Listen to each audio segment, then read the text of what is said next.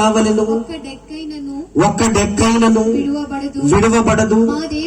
మా దేవుడైన యెహోవాను సేవించుటకు వాటిలో నుండి తీసుకొనవలెను.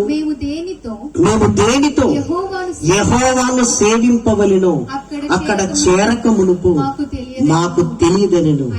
అయితే యెహోవా ఫరో హృదయమును కఠినపరపగా అతడి వారిని పోనీయ నొల్లకయుండెను. 28 గనుక ఫరో నా ఎదుట నుండి పొమ్ము, భద్రము సుమి, నా ముఖము ఇకను చూడవద్దు, నీవు నా ముఖమును చూచు దినమున మరణమవుదు అని అతనితో చెప్పెను.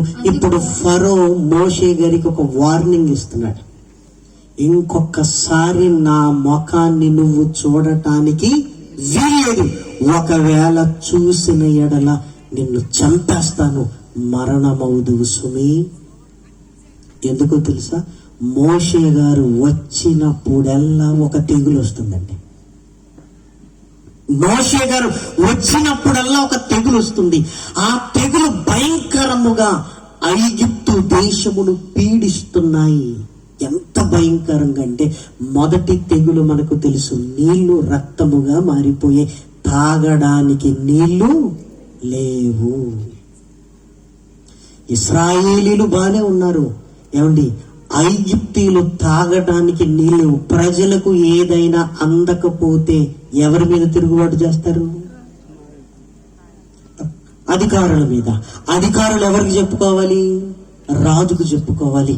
రాజా, ఇదిగో తాగటానికి నీళ్లు లేక చాలా ఇబ్బంది పడుతున్నారు, ఇదిగో ఇలానే జరిగితే మన ప్రజలు మన మీద తిరగబడి మనల్ని చంపుతారేమో, ఏదో చెయ్యండి అనగానే మరలా ఫరో మోషేను అడగటం, మోషే దేవుని సహాయమును బట్టి మరలా రక్తమును నీళ్లుగా మార్చటం.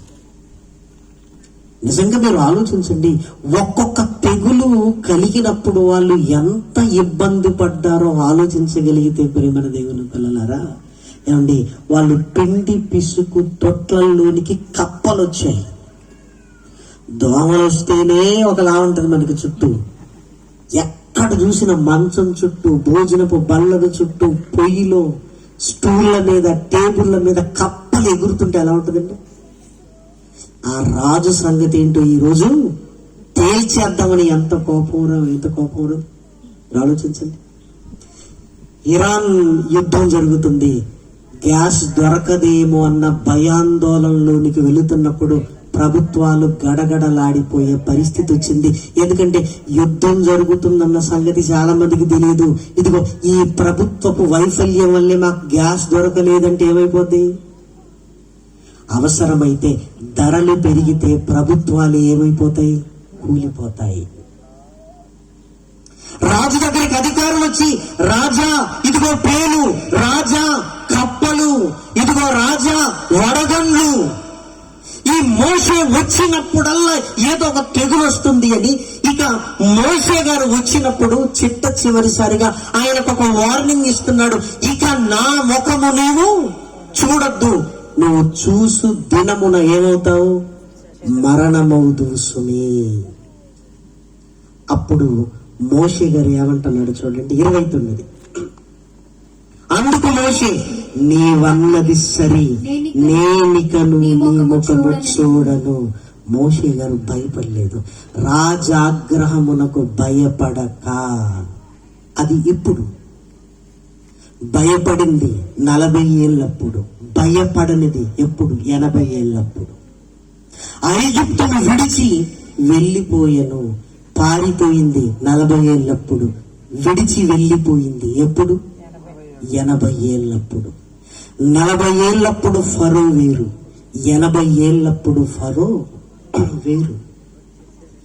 40 ఏళ్ళప్పుడు నిర్గమాకాండము 2లోనిది రాయబడింది.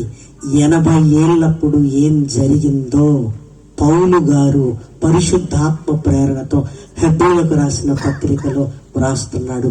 ఇది 80 ఏళ్ళప్పుడు జరిగిన ఇష్యూ. ప్రేమన దేవుని పిల్లలారా, మోషే ఏమనుకుంటాడు చెప్పండి? సీరియస్ గా వార్నింగ్ ఇస్తున్నాడు. ఇంకొకసారి నన్ను చూడడానికి వస్తే నిన్ను చంపేస్తాను అంటున్నాడు. మోషే ఏమనుకోవచ్చు, ఆల్రెడీ చంపాలనుకున్నవాడు ఆల్రెడీ చచ్చిపోయాడు, నువ్వేం చేస్తావు నన్ను? ఆల్రెడీ నన్ను చంపాలనుకున్నవాడు పోయాడు, ఇప్పుడు కొత్తగా నువ్వు వార్నింగ్ ఇస్తున్నావు, ఏమీ చేయలేదు అని ఈయనేమంటున్నాడు చూడండి. అందుకు మోషే, నీవన్నది సరి, నేనికను నీ ముఖము చూడను అంటే అర్థం ఏంటి? నేను వస్తే నువ్వు నన్ను చంపుతావు గనక నేను నీకు కనపడను అని అర్థం కాదు. మరే నాయనా, చూడ్డానికి నేను వచ్చినా నువ్వు ఉండవురా. ఎవరితో? రాజుతో. నువ్వు అన్నది సరి, రైట్, నువ్వు అన్నది. ఎందుకో తెలుసా? చూడటానికి నేను వచ్చినా నువ్వు ఉండవు. అలాని ఈ ఫరో ఉన్నాడు అనుకుంటున్నారా? ఈ ఫరో కూడా పోయాడు. ఐగుప్తీయుల రథములు ఏమైపోయాయి తెలుసా? ఎర్ర సముద్రములు మునిగిపోయాయి. ఆ మునిగిపోయి చచ్చిపోయిన వారిలో ఈ ఫరో ఉన్నాడు. నిజంగా మోషే ముఖమును అతడు చూడలేదు. ప్రేమల దేవుని పిల్లలారా, కీర్తనల గ్రంథములో వ్రాయబడిన చక్కటి మాటలు దయచేసి మీరు చూడండి. కీర్తనల గ్రంథములో వ్రాయబడిన చక్కటి మాట, ప్రేమల దేవుని పిల్లలారా. కీర్తనల గ్రంథము 136వ అధ్యాయము 15వ వచనం. కీర్తనల గ్రంథము 136వ అధ్యాయము 15వ వచనం. ఫరోను అతని సైన్యమును ఎర్ర సముద్రములో ఆయన ముంచి వేసెను. ఫరోను ఆయన సైన్యమును. మనం ఏమనుకుంటాం? ఫరో సైన్యం మునిగింది అనుకుంటాం. ఫరోను ఆయన సైన్యము, ఫరోను ఆయన సైన్యము అంటే మోషేకు వార్నింగ్ ఇచ్చిన ఈ ఫరో కూడా ఏమైపోయాడు? ఎర్ర సముద్రములో మునిగి చచ్చిపోయాడు. ప్రేమల దేవుని పిల్లలారా, మీరు ఆలోచించండి. ఏమండి, రాజులు సహితం మోషే కళ్ళ ముందు నిలవలేకపోయారు అంటే ఏమండి, రాజులకు రాజైన దేవుని ప్రతినిధుడిగా మోషే నిలబెట్టినప్పుడు భూలోకంలో ఉన్న రాజులంతా దయచేసి ఆలోచించండి. రాజాగ్రహములకు భయపడక, ఇదిగో 10వ అధ్యాయములో భయపడక ఐగుప్తును విడిచిపోయెను 80 ఏళ్ళప్పుడు. రాజాగ్రహమునకు భయపడెను, ఐగుప్తును విడిచి పారిపోయెను 40 ఏళ్ళప్పుడు.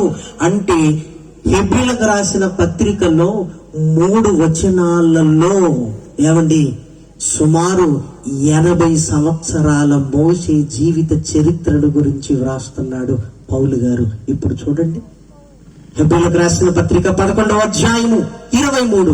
మోషే పుట్టినప్పుడు అంటే ఏజ్ స్టార్ట్ అయింది. 24. మోషే పెద్దవాడైనప్పుడు ఏజ్ ఎంత? 40 ఏళ్ళు. అంటే 23 నుంచి 24 వచనాలకు రాగానే ఎంత గ్యాప్ ఉంది? 40 ఏళ్ల చరిత్ర గ్యాప్ ఉంది. మరలా 24 నుంచి 27 విశ్వాసమును బట్టి అతడు రాజాగ్రహమునకు భయపడక, ఇప్పుడు వయసు ఎంత? 80 ఏళ్ళు. అంటే 24 నుంచి 27 మధ్యలో ఎంత గ్యాప్ ఉందో తెలుసా? మరలా 40 ఏళ్ల గ్యాప్ ఉంది. ప్రేమల దేవుని పిల్లలారా, దేవుని వాక్యం చూసారా? మనం చదువుతున్నప్పుడు ఆ ఆలోచన కలిగి మనం చదువుతున్నప్పుడు ప్రేమల వారలారా, దేవుడు లోతుల్లోనికి తీసుకుని వెళ్ళినప్పుడు ప్రేమల వారలారా, దేవుని మాటలు చాలా ఆనందాన్ని కలిగిస్తే బతికేద్దాం అనిపిస్తుంది ప్రేమల వారలారా. ఆయన కొరకు ఈ మోషేని గురించి మనకెందుకు వ్రాయిస్తున్నాడు దేవుడు? ఆయన గురించి తెలుసుకోవడానిక కాదు, ఆయన గురించి మనం ఏదో నేర్చుకోవాలి. ఏమి నేర్చుకోవాలి? మోషే ఒక్కడు నిలబడితే 6 లక్షల మంది కాల్బలమునకు విడుదల కలిగింది. చరిత్రకారుల అభిప్రాయం ఏంటో తెలుసా? నడవగలిగిన సైన్యమే 6 లక్షల మంది అయితే స్త్రీలు, పురుషులు, పెద్దలు, పిల్లలు వీళ్ళందరూ కలిసి 20 నుంచి 25 లక్షల మంది ఉంటారని అంచనా. కాల్ బలము అంటే నడవగలిగిన సైనిక బలం అనే దాని అర్థం. వాళ్ళు 6 లక్షలంటే మిగిలిన వారు 20 నుంచి 25 లక్షల మంది ఉంటారు. ఒకడు ఆలోచిస్తే 25 లక్షల మందికి ఐగుప్తు బానిసత్వం నుంచి విమోచన ప్రేమన దేవుని పిల్లగారా.